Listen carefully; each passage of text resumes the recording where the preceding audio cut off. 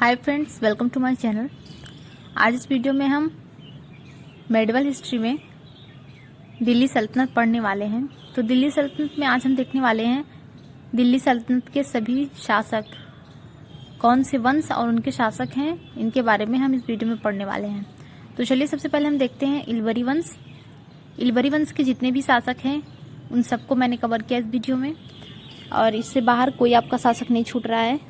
तो क्वेश्चन देखिए, जितना भी फ्रेम होता है आजकल आप जितना भी क्वेश्चन देखेंगे तो उन क्वेश्चन के अकॉर्डिंग जितने भी फेमस शासक हैं उनसे ना पूछ करके जितने भी चर्चित नहीं है शासक उनसे क्वेश्चन आने लगे हैं। तो इसलिए आपको उन्हें भी पढ़ना बहुत ही इम्पॉर्टेंट है जो कि आपके चर्चित शासक नहीं है।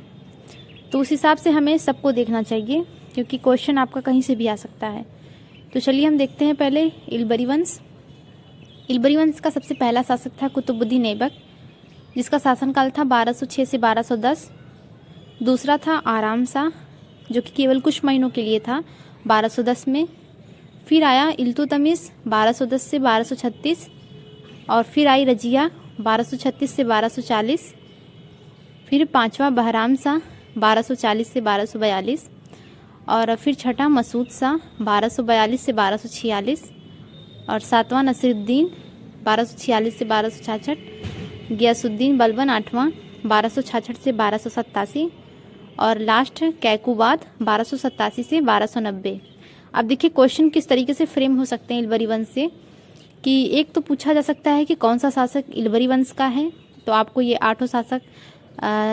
9 शासक का नाम याद करना होगा, और फिर पहला शासक और लास्ट वाला शासक, यानी कि पहला कुतुबुद्दीन ऐबक और लास्ट वाला कैकुबाद।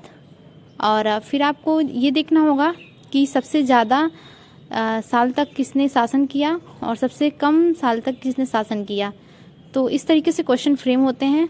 आपको इस तरीके से भी देखना है कि सबसे ज़्यादा काल तक शासनकाल किसका रहा और सबसे कम शासनकाल किसका रहा। नेक्स्ट देखते हैं हम खलजी वंश। खिलजी वंश के हमारे 3 शासक हैं। पहला है जलालुद्दीन खिलजी, अलाउद्दीन खिलजी और कुतुबुद्दीन मुबारक।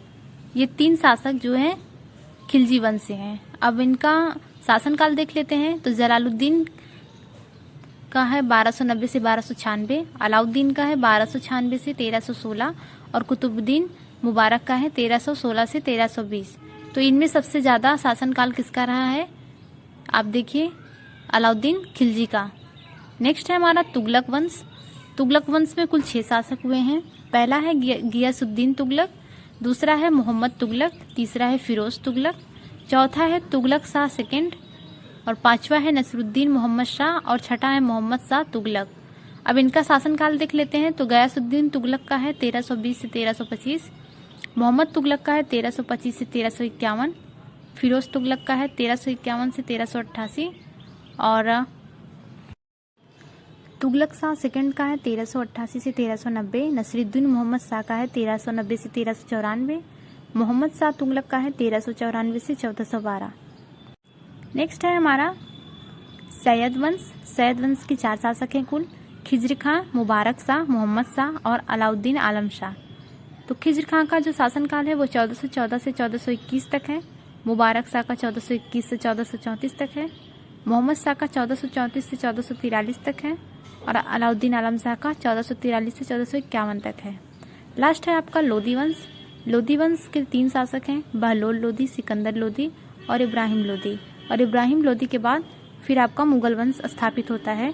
इब्राहिम लोधी को बाबर जब हरा देता है तो फिर आपका मुगल वंश स्थापित हो जाता है। लोधी वंश के शासनकाल को देखते हैं। तो बहलोल लोधी का है 1451 से 1489, सिकंदर लोधी का है 1489 से 1517, इब्राहिम लोधी का है 1517 से 1526। आई होप आपको वीडियो आज की पसंद आई होगी। इस वीडियो में मैंने सभी शासक को कवर किया है दिल्ली सल्तनत के। नेक्स्ट वीडियो में जितने भी वंश हम पढ़ाएंगे उनमें सभी शासक को कवर करेंगे, क्योंकि आजकल का क्वेश्चन जिस हिसाब से फ्रेम हो रहा है उसके अकॉर्डिंग हमें सभी शासक को पढ़ने की ज़रूरत है, ना कि सिर्फ प्रमुख शासक को। जितने चर्चित हैं या चर्चित नहीं हैं उन सब शासकों को पढ़ने की ज़रूरत है, तभी हमारा कुछ मॉडर्न हिस्ट्री, मेडिवल हिस्ट्री और एनिशिएंट हिस्ट्री तैयार हो सकता है। नेक्स्ट वीडियो के लिए चैनल को सब्सक्राइब करिए, वीडियो को लाइक करिए। शेयर करिए। Thank you.